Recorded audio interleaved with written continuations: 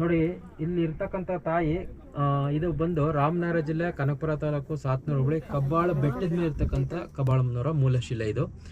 ಇಡೀ ಬೆಟ್ಟ ನಾವು ಹತ್ತಿರುವಂಥ ಇಡೀ ಬೆಟ್ಟ ಬಂದು 3200 ಅಡಿ 1080 ಮೀಟ್ರು 1.5 ಕಿಲೋಮೀಟರ್ ಮೇಲಿರ್ತಕ್ಕಂಥ ತಾಯಿ.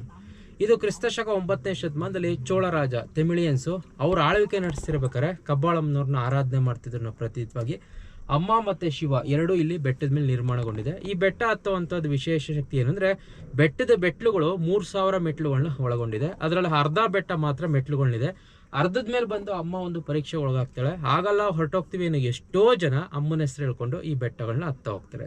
ಈ ಬೆಟ್ಟದ ಮೇಲೆ ಹೆಜ್ಜೆ ಇಟ್ಟ ತಕ್ಷಣ ಅಮ್ಮನ ಶಕ್ತಿಯಿಂದ ಸುಸ್ತು ಕೈಕಾಲು ನೋವೆಲ್ಲ ಕಮ್ಮಿ ಆಗ್ತಾ ಬರುತ್ತೆ. ಮೂಲತಃ 924ನೇ ಇಸ್ವಿಲಿ ಅಮ್ಮ ತೆಮಿಳಿಯನ್ಸ್ ಮನೆ ದೇವರಾಗಿರ್ತಾಳೆ. ಅಮ್ಮನ ಕರಿಮಾರಿಯಮ್ಮ ಅನ್ನೋ ಹೆಸರಲ್ಲಿ ಪೂಜೆ ಮಾಡ್ತಾ ಹೋಗ್ತಾರೆ. ಅಮ್ಮನಿಗೆ ಇಲ್ಲಿ 3 ವಾರಗಳು, ಒಂದು ಶುಕ್ರವಾರ, ಭಾನುವಾರ ಮತ್ತು ಮಂಗಳವಾರ. ಶುಕ್ರವಾರ ಲಕ್ಷ್ಮೀ ರೂಪವಾಗಿ, ಭಾನುವಾರ ದುರ್ಗಿ ರೂಪವಾಗಿ, ಮಂಗಳವಾರ ಕಾಳಿ ರೂಪವಾಗಿ ಬೆಟ್ಟದ ಮೇಲೆ ನಿಂತಿರ್ತಕ್ಕಂಥ ತಾಯಿಯ ಮೂಲ ಸ್ಥಳ. ಇಲ್ಲಿ ಬರುವಂಥ ಪ್ರತಿಯೊಬ್ಬರು ಅಮ್ಮನ ಬಂದು ಆರಾಧನೆ ಮಾಡ್ತಾರೆ, ಅಮ್ಮನ ಬಂದು ಪ್ರಾರ್ಥನೆ ಮಾಡ್ತಾರೆ, ಇಷ್ಟಾರ್ಥಗಳನ್ನ ನೆರವೇರಿಸ್ತಾಳೆ. ಇಲ್ಲಿ ಬರೋದಷ್ಟೇ ಕಷ್ಟ, ಬಂದ ಮೇಲೆ ಇಳಿಯೋಕೆ ಮನಸ್ಸಾಗಲ್ಲ, ಅಷ್ಟು ಶಕ್ತಿ ಈ ಬೆಟ್ಟದ ಮೇಲೆ ನಿರ್ಮಾಣಗೊಂಡಿದೆ.